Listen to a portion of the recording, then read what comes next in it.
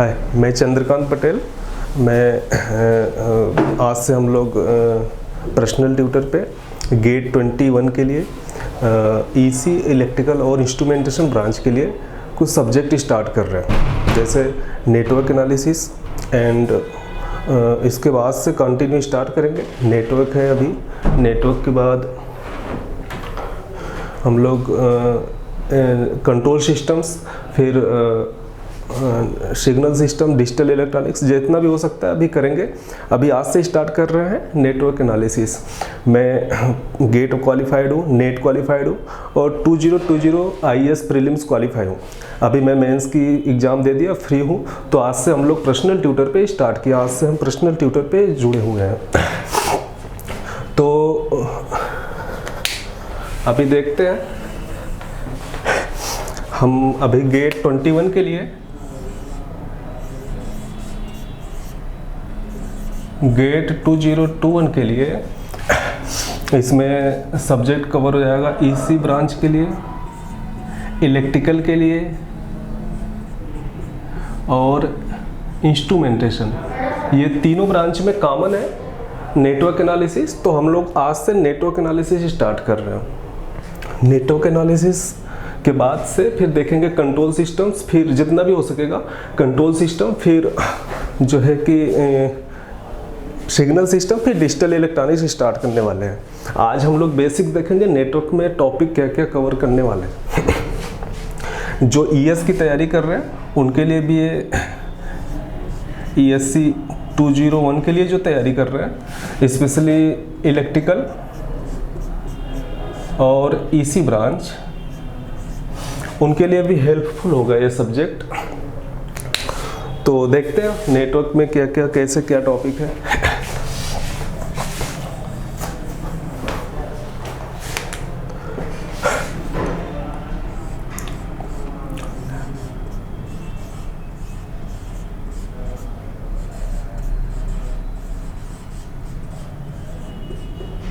Network analysis, इसमें हम सभी टॉपिक कवर करेंगे। पहला टॉपिक है basics of circuit.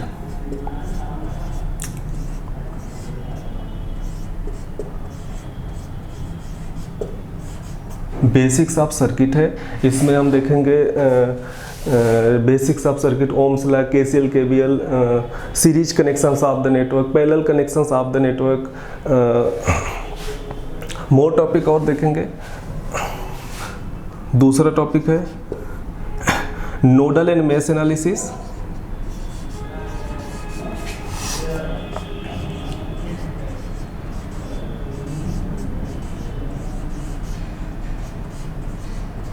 Nodal and mesh analysis. Third topic आ गया नेटवर्क थ्योरम।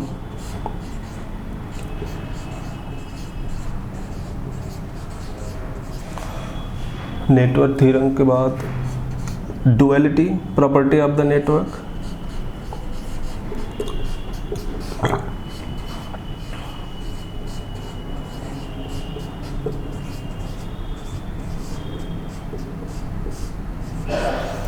कभी कभी यहाँ से भी टॉपिक आ जाता है कोई क्वेश्चंस। फिफ्थ वन है AC एनालिसिस।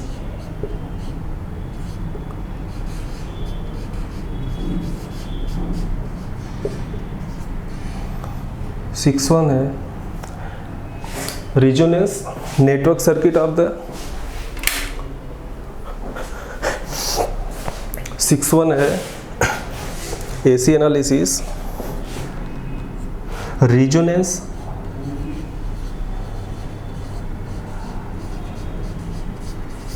कभी कभी यहाँ से भी गेट में क्वेश्चंस फ्रेम होते हैं। सेवंथ पॉइंट है मैग्नेटिक सर्किट।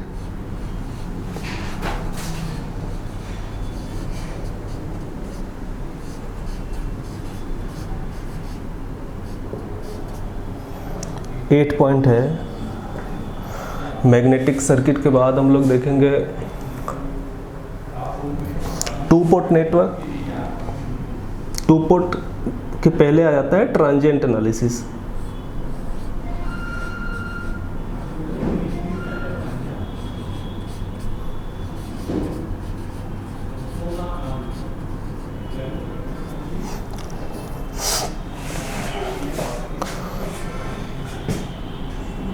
9th है two port networks.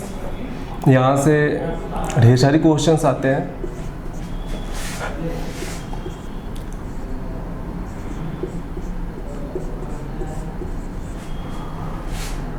Tenth point है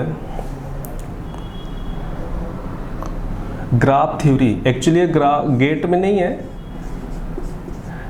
लेकिन ईएस में है।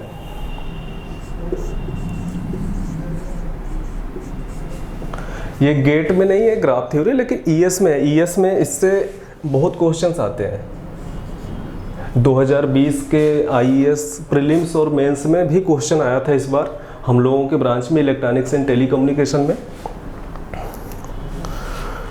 तो बेसिक्स ऑफ सर्किट में हम लोग क्या क्या देखेंगे? Ohm's law, KCL, KVLs, properties of RLC and series connections of resistance, series connections of inductance, series connections of capacitor and parallel combinations भी देखेंगे।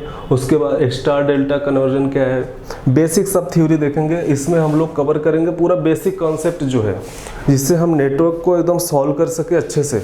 हम नेटवर्क के थ्योरम के पहले भी यदि हमको बेसिक्स अच्छे से आता है तो हम पूरे नेटवर्क को बेसिक कॉन्सेप्ट लगा के भी सॉल्व कर देते हैं। आप हम लोग जैसे मैं जैसा बताता जा रहा हूँ आप लोग प्रैक्टिस करते जाइए। बस क्वेश्चन में कोई डाउट होता है कहीं कमेंट करके हमको बताइए। नोडल एंड मेश एनालिसिस में हम लोग देखेंगे नोडल और मेश एनालिसिस नेटवर्क में कैसे फ्रेम करते हैं, कैसे अप्लाई करते हैं नोडल एनालिसिस, मेश एनालिसिस कैसे अप्लाई करते हैं। इसमें एक टॉपिक और आ जाता है, नोडल में सुपर नोड का कॉन्सेप्ट आ जाता है जो कि वेरी इंपॉर्टेंट है।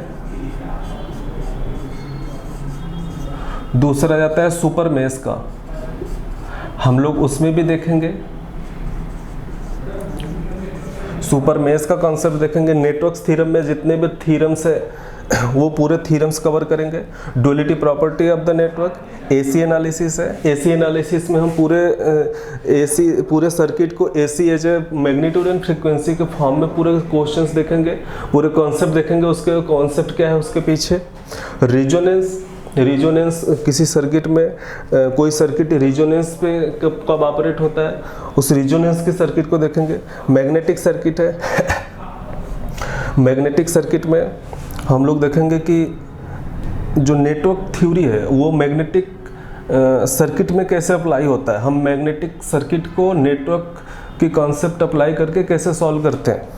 ट्रांजिएंट एनालिसिस वेरी इंपॉर्टेंट है। एक दो क्वेश्चंस गेट में आता ही है। ट्रांजिएंट एनालिसिस में हम ये देखेंगे कि पूरा ट्रांजिएंट एनालिसिस एसी का और डीसी का दोनों का अच्छे से, मोस्टली डीसी से आता है, एसी से वेरी कम क्वेश्चन आता है। और टू पोर्ट नेटवर्क ये भी इम्पोर्टेंट है। ग्राफ थ्योरी आईएस के लिए है, गेट में नहीं आता। जो मेन क्राइटेरिया जो कॉम्पिटिटिव एग्जाम में देखने को मिलता है वो ये है। और नोडल एंड मेश एनालिसिस और नेटवर्क्स थ्योरम से आते हैं क्वेश्चंस। फिर एसी एनालिसिस हो गया, डुअलिटी से कम मिलता है, रेजोनेंस मैग्नेटिक सर्किट से कम देखने को मिलता है। Networks theorem, AC analysis, transient analysis, two port network, mostly यहीं से क्वेश्चंस आते हैं इंजीनियरिंग सर्विसेज में और गेट में भी। और इंजीनियरिंग सर्विसेज में आजकल अभी इस बार मेंस का मैंने एग्जाम दिया तो उसमें ग्राफ थ्योरी से नियर अबाउट 20 मार्क्स क्वेश्चंस आया था। तो हम देखेंगे लास्ट में ग्राफ थ्योरी का कॉन्सेप्ट। तो हम लोग आज से बेसिक्स ऑफ सर्किट स्टार्ट करते हैं कि उसके अंदर हम लोग कुछ टॉपिक्स को कवर करते हैं। Basics of the element, RLC, property of RLC, Ohm's law और KCL, KVL, series combination of resistor, inductor and capacitor और ढेर सारे क्वेश्चंस देखेंगे उसके ऊपर कैसे फ्रेम होते हैं। ये प्रैक्टिस करते रहिए। मैं यहाँ से जितने भी कराएंगे बस आप वो लोग उतना करते रहिए, आपका पूरा नेटवर्क एनालिसिस में कवर कर दूंगा। आप लोग बस मेरे को फॉलो करते रहिए। तो हम लोग अभी स्टार्ट कर रहे हैं basics of the circuit.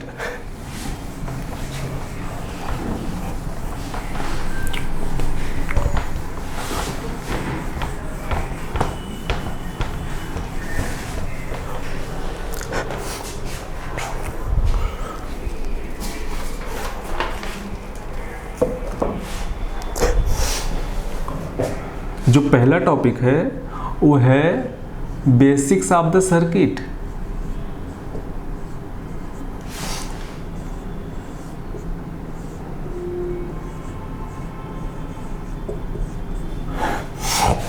Basics of circuit में क्या है, जो पहला टॉपिक है वो है circuit. What is circuit?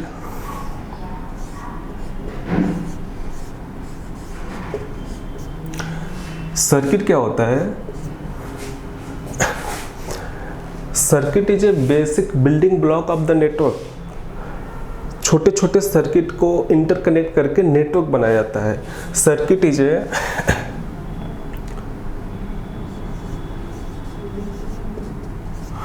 Basic building block of network.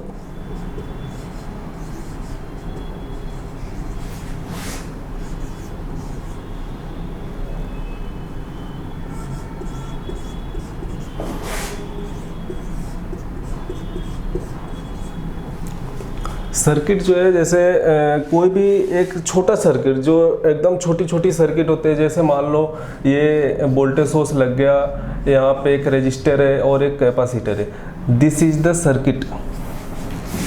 एक वोल्टेज सोर्स लग गया और यहाँ पे रजिस्टर है, this is the circuit. Network और बड़े बड़े जो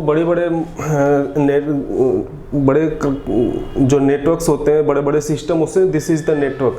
but circuit is a basic building block. इसमें छोटे छोटे टॉपिक है, बस उसके डेफिनेशंस देख लो, फिर उसके बाद हम लोग आगे चलते रहेंगे। नेटवर्क क्या है?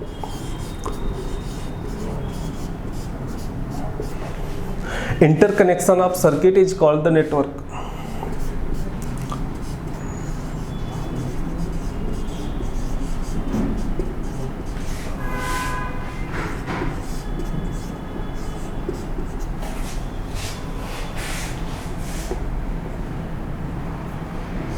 Interconnections of circuit is network.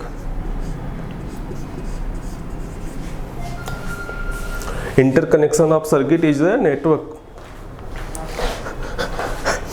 इसके बाद हम लोग देखते हैं टाइप्स ऑफ एलिमेंट। ये नेटवर्क के छोटे छोटे टॉपिक है जिसको जानना बहुत जरूरी है। इसके बिना क्वेश्चंस में डाउट आएंगे कि हमको इससे क्वेश्चन को सॉल्व करें। यदि यहाँ पे हमारा बेसिक कॉन्सेप्ट क्लियर है तो क्वेश्चन सॉल्व करते समय बहुत प्रॉब्लम नहीं होगा, हम क्वेश्चंस को अच्छे से सॉल्व कर सकते हैं। थर्ड है types of element, network element and component. Network component and element.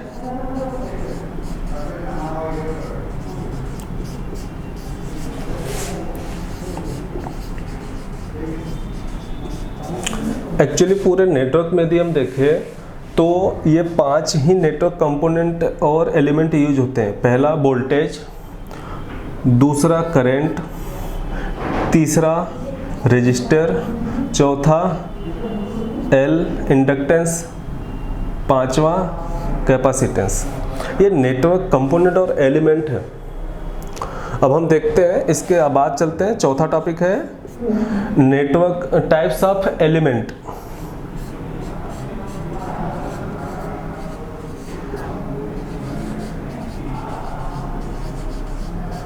यहाँ से हम देखते हैं, यहाँ से मोस्टली क्वेश्चंस आना स्टार्ट हो जाते हैं।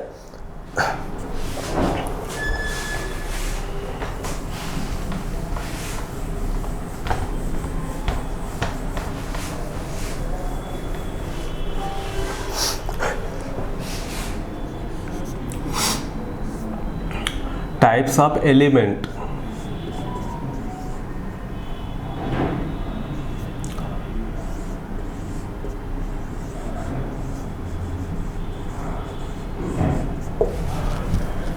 इसमें हम देखेंगे जो एलिमेंट है वो किस टाइप के होते हैं, क्या उसकी कैरेक्टरिस्टिक्स क्या है। जैसे लीनियर एंड नॉन लीनियर,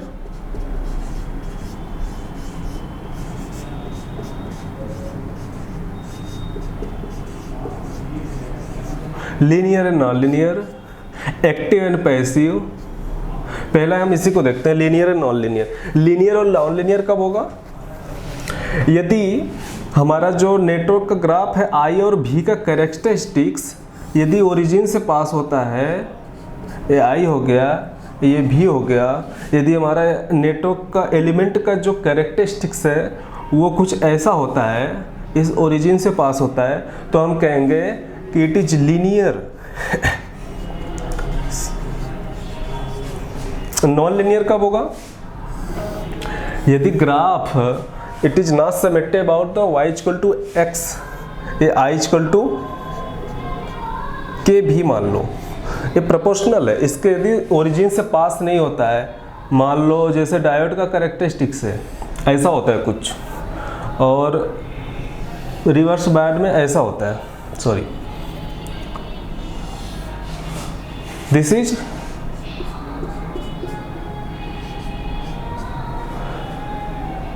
आप लोग नोट्स बनाते जाओ,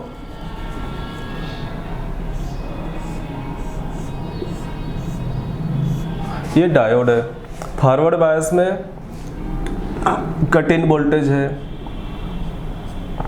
भी गामा, तो ये सिमेट्रिक नहीं है, ओरिजिन से जो लाइन पास नहीं हो रहा है, दिस इज नॉन लीनियर।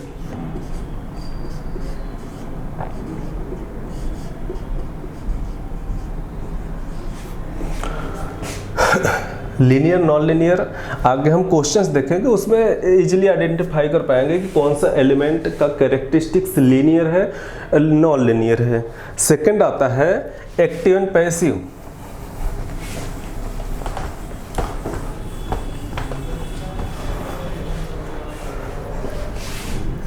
दूसरा टॉपिक है active and passive element.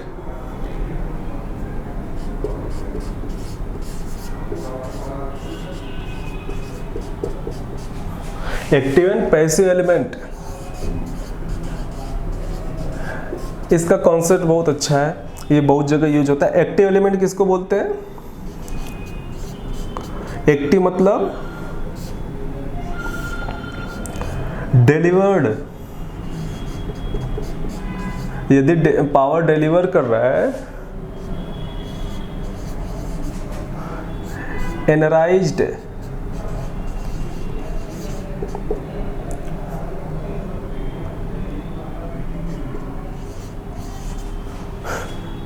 Give out,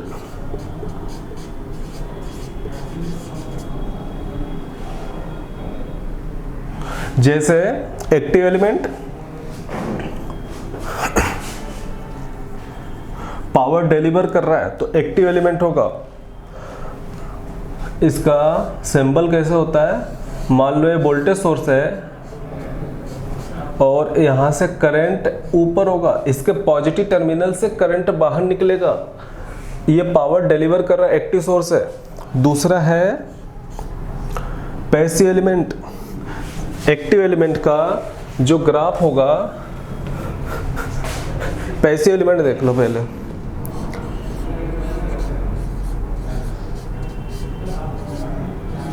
passive element, passive element मतलब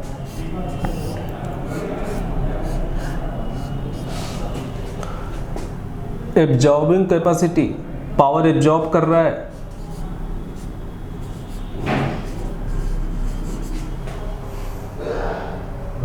पावर एब्जॉर्ब कर रहा है,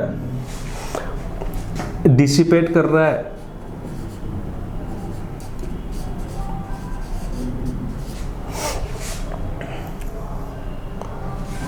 और क्या बोल सकते हैं? Passive element power absorb, dissipate, ठीक है, दो सही है। तो एक्टिव एलिमेंट और पैसिव एलिमेंट, एक चीज और ध्यान देख लो, जो एक्टिव एलिमेंट होता है उसका रेजिस्टेंस निगेटिव होता है,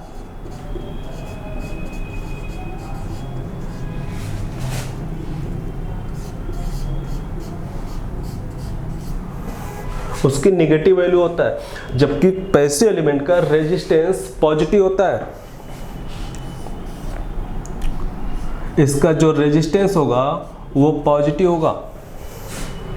हम वहां से भी रेजिस्टेंस निगेटिव है तो हमें कहेंगे दिस एलिमेंट इज एक्टिव। यदि रेजिस्टेंस पॉजिटिव है तो हमें कह सकेंगे कि एलिमेंट इज पैसिव। अब हम देखते हैं इसके ग्राफ कैसे बनते हैं। एक्टिव पैसिव लिखते जाना, यहां से नोट डाउन करते जाना तो प्रॉब्लम नहीं होगा। दूसरा है एक्टिव एंड पैसिव, हमें देखते हैं कि उसका ग्राफ कैसे बनेगा।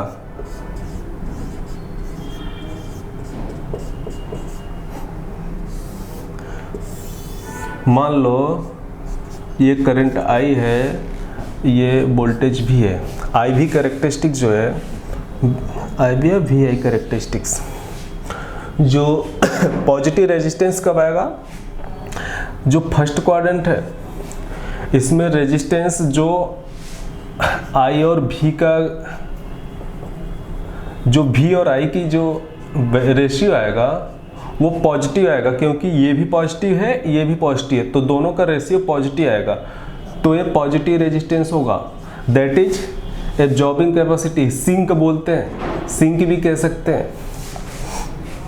यहाँ पे जो भी आई का रेशियो होगा वो निगेटिव वैल्यू आएगा। क्यों? क्योंकि भी निगेटिव है और आई पॉजिटिव है, तो वी आई का ratio negative, that is negative resistance, that is source. हम ऐसे कर सकते हैं -1/R, ये सोर्स हो जाएगा। थर्ड क्वाड्रेंट में आ जाओ, दोनों निगेटिव है तो रेशियो पॉजिटिव आएगा।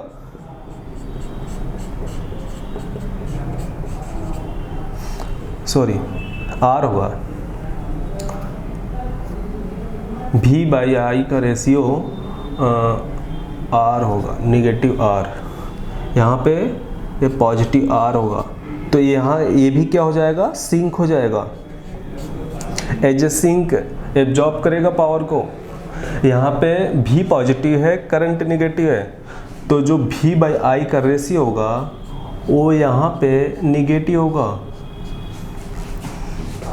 एक देखना, ये पॉजिटिव है ये निगेटिव, तो दोनों का रेशियो निगेटिव होगा, तो जो वैल्यू आएगा वो निगेटिव रेजिस्टेंस होगा, दैट इज सोर्स। हम ये कह सकते हैं फर्स्ट और थर्ड क्वाड्रेंट ये सिंक होता है, जबकि सेकंड और फोर्थ क्वाड्रेंट में यदि कोई ग्राफ है, यहाँ पे किसी एलिमेंट का ग्राफ सेकंड और फोर्थ में आता है, तो क्या होगा, वो हो जाएगा सोर्स हो जाएगा। तो ये हो गया एक्टिव पैसिव का ग्राफ। देख करके हम कैसे आइडेंटिफाई करेंगे कि किसी एलिमेंट का ग्राफ फर्स्ट, सेकंड, थर्ड और फोर्थ में है, तो उसका कैरेक्टरिस्टिक्स क्या होगा, एक्टिव होगा कि पैसिव होगा। हम यहाँ से देख के आइडेंटिफाई कर लेंगे। हम अभी क्वेश्चन फ्रेम करेंगे तो वहाँ से और क्लियर हो जाएगा। हम इसके बाद आगे चलते हैं। आगे हमारा है एक्टिव पैसिव हो गया। तीसरा है यूनिलेटरल एंड बायलेटरल।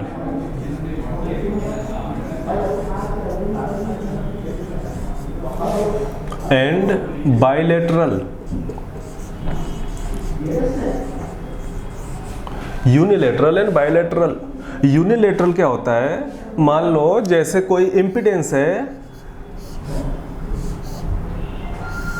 और इसमें करंट I फ्लो हो रहा है, इसमें वोल्टेज ड्रॉप भी हुआ, तो जो Z होगा V/, मान लो ये Z1 है, V/I होगा, ये Z1 मान लिए। मान लो अब हम करंट की डायरेक्शन को रिवर्स कैसे आइडेंटिफाई करेंगे कि यूनिलेटरल है कि बायलेटरल। क्या करेंगे, मान लो ये एलिमेंट है Z, करंट इस डायरेक्शन से फ्लो किया, तो जो करंट मान लो टर्मिनल 1 है, ये 2 है, टर्मिनल 1 से यदि हम करंट फ्लो किए और वोल्टेज ड्रॉप भी हुआ, तो V/I का जो रेशियो Z1 है, और मान लो वही इम्पीडेंस है Z2 मान लो है, और इसका पहला टर्मिनल है 1, ये 2। अब हम उस टर्मिनल 2 से करंट फ्लो कराते हैं, करंट I, और वोल्टेज ड्रॉप होता है V। तो जो V/I का रेशियो है हम मान लेते हैं कि Z2 है। तो अब यदि Z1 बराबर हो गया Z2 के, तो ये क्या होगा, बाइलेटरल होगा, मतलब करंट की डायरेक्शन को चेंज करने से इम्पीडेंस चेंज नहीं हुआ, ये बाइलेटरल है। अब यदि Z1 बराबर नहीं है Z2 के तो ये कहलाएगा यूनिलेटरल।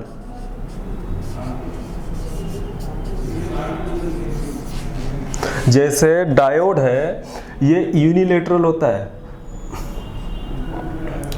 एग्जाम्पल में ले ले तो डायोड है ये यूनिलेटरल है, इसमें लगभग RLC जो रेजिस्टेंस, कैपेसिटेंस और इंडक्टेंस होता है वो बाइलेटरल होता है आइडियली, यदि प्रैक्टिकल ना देखे तो Z1 बराबर Z2 है तो बाइलेटरल होगा, और Z1 बराबर Z2 नहीं है तो यूनिलेटरल होगा। यूनिलेटरल और बाइलेटरल चेक करने का यही तरीका है कि पहले Z1 से निकालो, इधर से करंट फ्लो कराया जो Z1 आया, और फिर टर्मिनल 2 से करंट फ्लो कराया जो Z2 आया, दोनों की वैल्यू सेम होगा तो बाइलेटरल होगा, और वैल्यू सेम नहीं है तो यूनिलेटरल होगा। ठीक है, यहाँ तक क्लियर हो गया यूनिलेटरल बाइलेटरल। हम आगे चलते हैं, आगे के टॉपिक देखते हैं।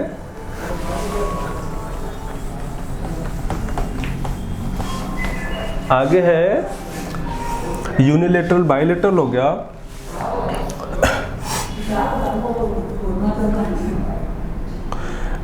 चौथा टॉपिक है lumped and distributed network. Lumped and distributed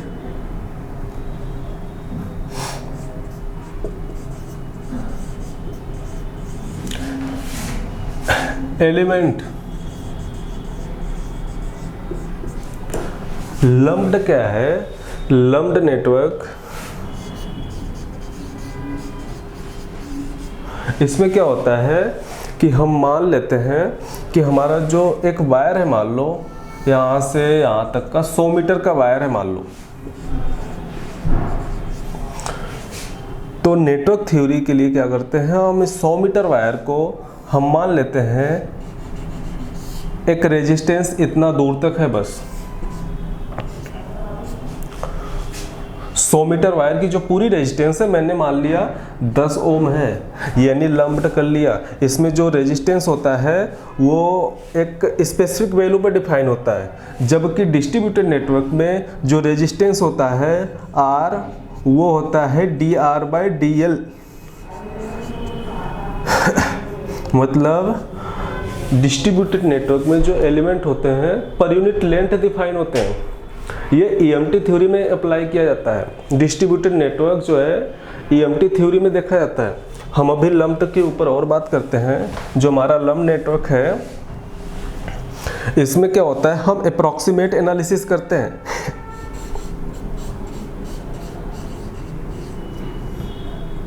इससे जो हम लम्प्ड नेटवर्क में जो कैलकुलेशन करते हैं वो अप्रॉक्सीमेट वैल्यू आता है।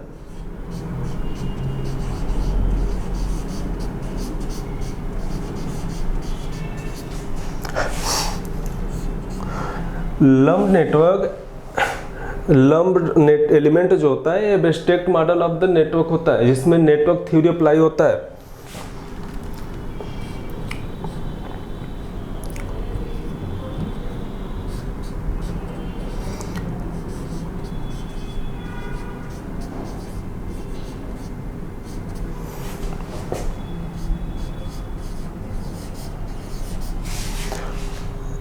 Lumped network abstract model of network होता है where network theory is applied.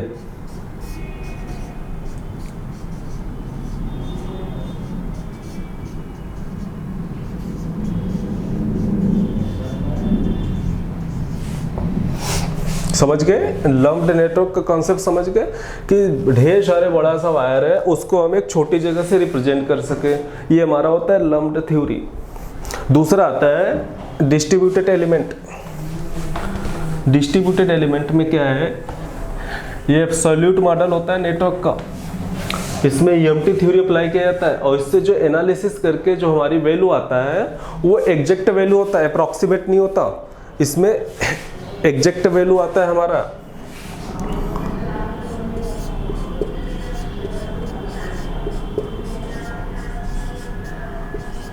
Distributed element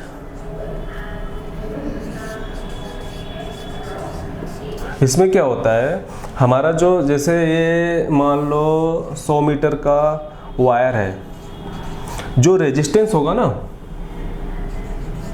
जो रेजिस्टेंस होगा उसकी यूनिट होगी ओम पर मीटर। किसमें? डिस्ट्रीब्यूटेड नेटवर्क में। जो एलिमेंट है जैसे इसमें क्या करते हैं, एल जो है हेनरी पर मीटर से लिखते हैं। पर मीटर इंडक्टेंस, कैपेसिटेंस, रेजिस्टेंस कितना है हम इसमें डिस्ट्रीब्यूटेड एलिमेंट में देखते हैं, C = फैरड पर मीटर। जबकि लम्प्ड में उसकी यूनिट होती है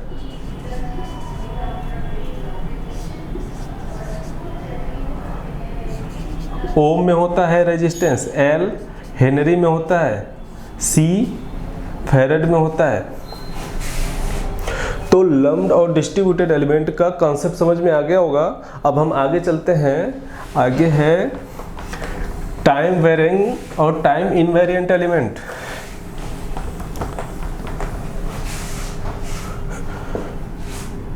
पांचवा टॉपिक है time invariant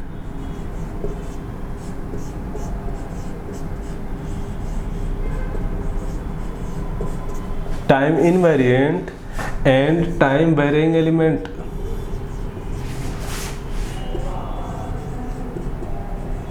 time variant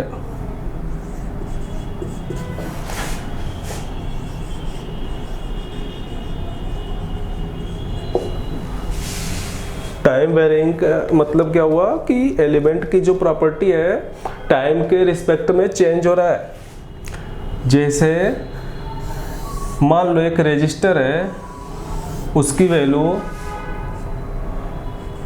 R1 है, टाइम T1 पे मान लो एक करंट I है और ये वोल्टेज का एक्सेस भी हो गया। मान लो T1 टाइम पे उसका ग्राफ ऐसा है और T2 टाइम पे ऐसा हो जाता है, T3 टाइम पे ऐसा हो जाता है। ये हो गया T2, ये हो गया T3। T1 टाइम पे दूसरा ग्राफ, T2 टाइम पे उससे चेंज, T3 पे भी change. That is this resistance is time varying, time variant.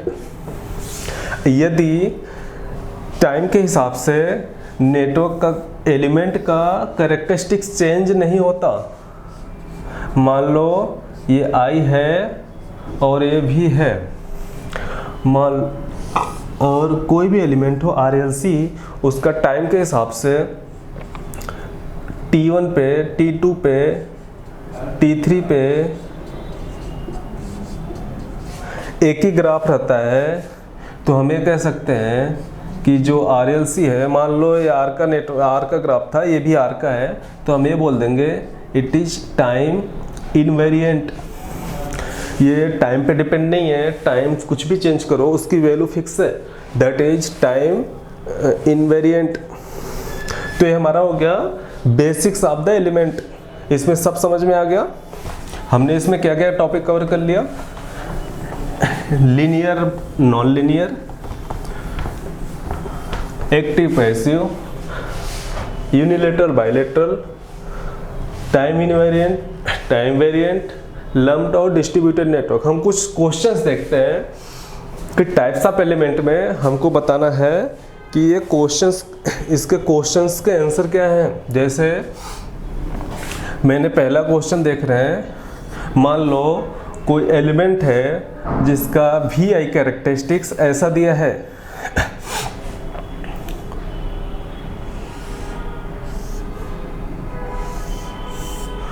ये है प्लस के 6 है, ये माइनस के 6 है, ये छोटा है थोड़ा सा, सॉरी।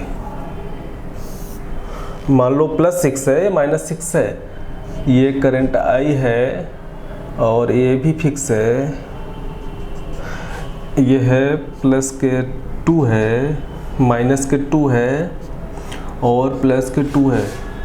इसका आंसर बताओ, ये लीनियर है कि नॉन लीनियर है, इसका कमेंट करके बताओ। वीडियो पॉज कर दो और अपना आंसर लिखो। इसका आंसर क्या है, linear, non linear, unilateral, bilateral, active, passive, कौन सा है? इसका आंसर पॉज करके वीडियो और सॉल्व करो, फिर बताओ, मेरे से मिलाओ। देखो हम इसमें देखते हैं कि ये 0 से तो यहाँ से गया ओरिजिन से, फिर यहाँ से टर्न हो गया, that is it is non linear element. दूसरा एक्टिव है कि पैसिव, देखो फर्स्ट क्वाड्रेंट और थर्ड में है, तो ये क्या हो गया, ये पैसिव एलिमेंट है।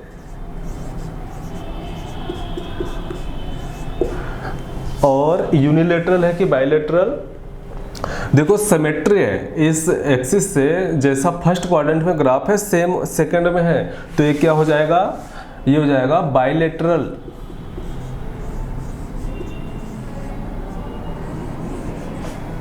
ठीक है, हम दूसरा क्वेश्चन देखते हैं। ये क्वेश्चन समझ में आ गया। अब दूसरा देखते हैं। ऐसे ही अभी कई क्वेश्चंस करेंगे, तो टाइप्स ऑफ एलिमेंट के जितने क्वेश्चंस आते हैं उसमें आपको समझ में आ जाएगा कि किस प्रकार के क्वेश्चन फ्रेम होते हैं। दूसरा है, एक ग्राफ है, वी आई कैरेक्टरिस्टिक्स है, इसको हम ऐसे कर सकते हैं, ये हो गया, मान लो ये +6 है, ये -4 है, ठीक है, ये -2 है, ये +2 है। अब इसमें बताओ लीनियर है कि नॉन लीनियर है, पैसिव है, एक्टिव है, यूनिलेटरल, बायलेटरल है, तो इसका आंसर क्या हो जाएगा। चलो ऐसे ही ट्राई करते हैं, क्या हो जाएगा। देखो ये सिमेट्री ओरिजिन से तो पास हुआ, यहाँ पे नॉन लिनियरिटी आ गया, तो ये क्या हो जाएगा, नॉन लिनियर, और फर्स्ट और थर्ड क्वाड्रेंट में है तो पैसिव। पैसिव क्यों होगा, जो आई और भी का रेशियो है वो रेजिस्टेंस पॉजिटिव आएगा, दैट इज पॉजिटिव वैल्यू, तो पैसिव हो गया। और तीसरा यूनिलेटरल है कि बायलेटरल, इसमें देखना ये +6 से -4 है, तो ये क्या होगा, ये सिमेट्री नहीं है, तो ये क्या होगा, यूनिलेटरल होगा।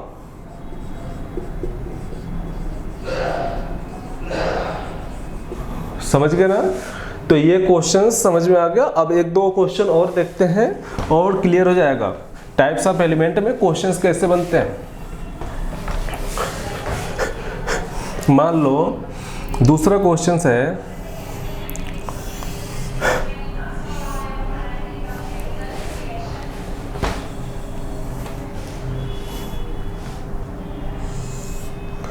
केवल मान लो ऐसा है ग्राफ, ये एक्सिस आई हो गया, ये भी का एक्सिस हो गया, ये बताओ लीनियर है कि नॉन लीनियर। ये लीनियर है। एक्टिव है कि पैसिव, पैसिव है। यूनिलेटरल है कि बायलेटरल, ये यूनिलेटरल है, सिमेट्री नहीं है।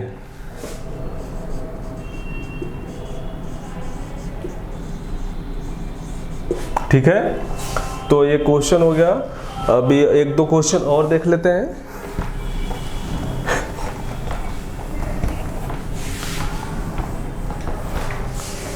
और क्वेश्चन देख लेते हैं।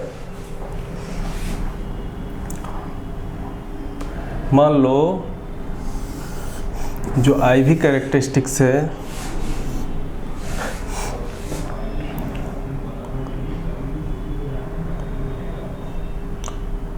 हम डायोड का देखते हैं, ऐसा है और इधर भी है। मान लो ये ग्राफ ऐसा है, ये करंट आई का है और ये वोल्टेज भी का है, तो कैसे देखेंगे, ये लीनियर है कि non linear. Definitely non linear है क्योंकि ये ओरिजिन से पास नहीं हो रहा है, कर्व टाइप का है, तो ये हो गया नॉन लीनियर। दूसरा एक्टिव है कि पैसिव है। अब यहाँ देखो दो चीज़ आ गया, ये फर्स्ट क्वाड्रेंट में तो पैसिव है लेकिन इस टाइम पीरियड में एक्टिव भी है, तो हम यहाँ पे कैसे डिसाइड कर पाएंगे कि एक्टिव है कि पैसिव। हमको पहले क्या देखना पड़ेगा, टाइम पीरियड ऑफ ऑपरेशन, हम किस टाइम में कब ऑपरेट कर रहे हैं। जैसे इस टाइम में हम ये एलिमेंट पैसिव हो जाएगा, during this time it is active. तो हम ग्लोबली ये कर सकते हैं, ये एक्टिव है, ग्लोबली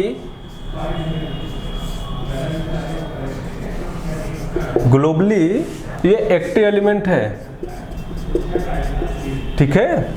और यूनिलेटरल है कि बायलेटरल, ये सिमेट्री नहीं है, जैसा कि फर्स्ट क्वाड्रेंट और थर्ड में यदि सेम ग्राफ दिखता है, मिरर इमेज रहता है, तो हम बोलते हैं बायलेटरल है। ये ऐसा नहीं है, तो ये हो जाएगा यूनिलेटरल, ठीक है। तो ये इस प्रकार के क्वेश्चंस आते हैं टाइप्स ऑफ एलिमेंट में, और कुछ प्रैक्टिस करना क्वेश्चंस आपको, और भी गेट के जो प्रीवियस ईयर क्वेश्चंस है उसको सॉल्व करना। इस टाइप के क्वेश्चंस मिलते हैं तो आपको उससे समझ में आ जाएगा कि क्वेश्चंस कैसे आते हैं यूनिलेटरल बायलेटरल का। कभी कभी क्वेश्चंस आ जाता है, वैल्यू दी रहती है, फिर वो वहाँ से निकालना रहता है। तो इतने से बेसिक्स आइडिया तो आ गया होगा। फिर हम आगे चलते हैं।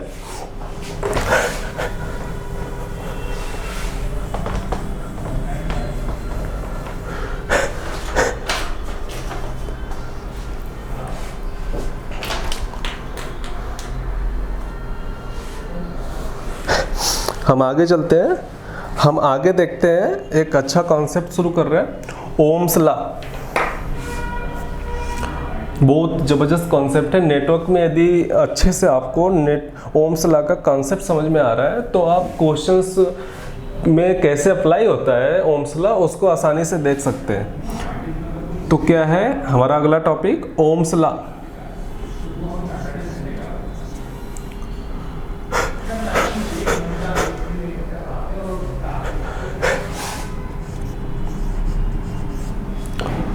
ओम्स लॉ का रिक्वायरमेंट क्या क्या है?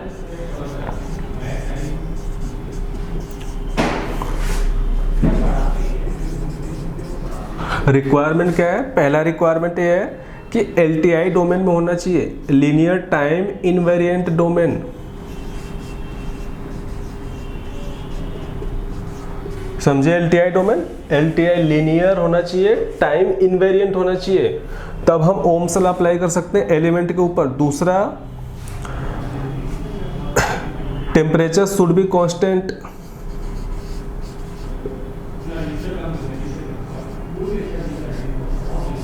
Temperature should be constant.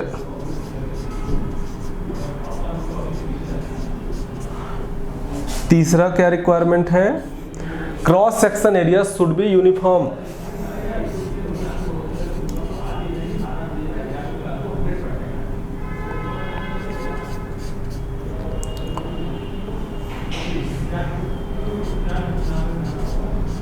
Cross section area should be uniform.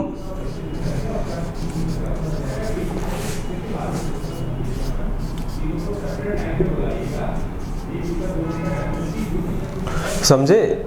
इस लास्ट वाले का क्या मतलब है? जैसे मान लो एक वायर है,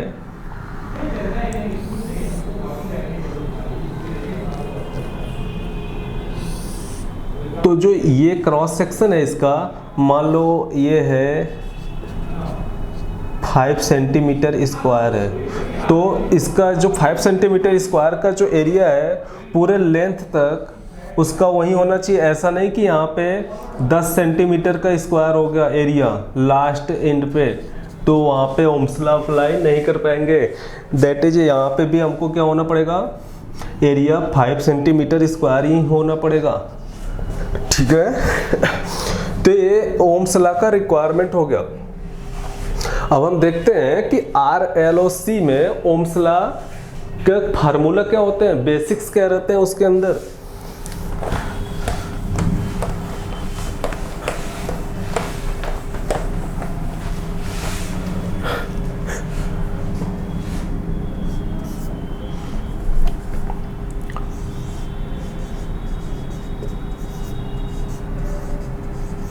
मान लो पहला एलिमेंट ले लिए हम लोग रेजिस्टेंस R। इसमें जो बेसिक्स फार्मूला होता है ओम्स लॉ का वो होता है J = सिग्मा E। J क्या है? करंट डेंसिटी, करंट अपान में एरिया। सिग्मा कंडक्टिविटी, ई क्या है,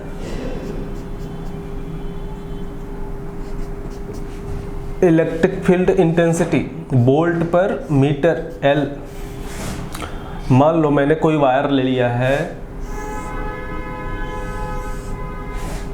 उसका लेंथ एल है और क्रॉस सेक्शन एरिया ए है, तो हम इसके लिए रेजिस्टेंस के लिए ओम्स लॉ निकालते हैं। अब इसकी वैल्यू यहाँ पे रखो तो क्या होता है, I by A equal to sigma V by L.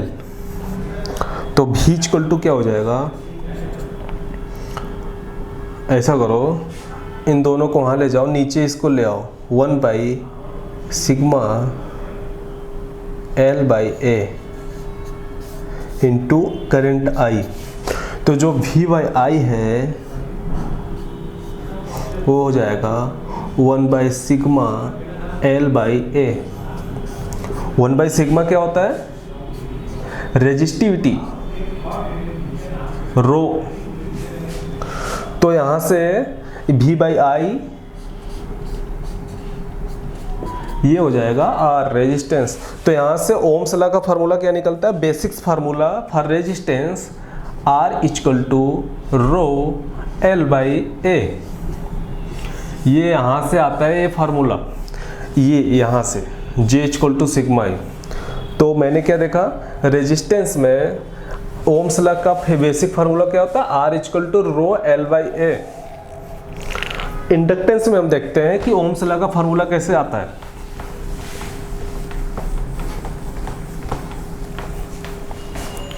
Inductance में L में फ्लक्स लिंकेज जो होता है psi equal to L I होता है और वो बराबर होता है एन फाई के।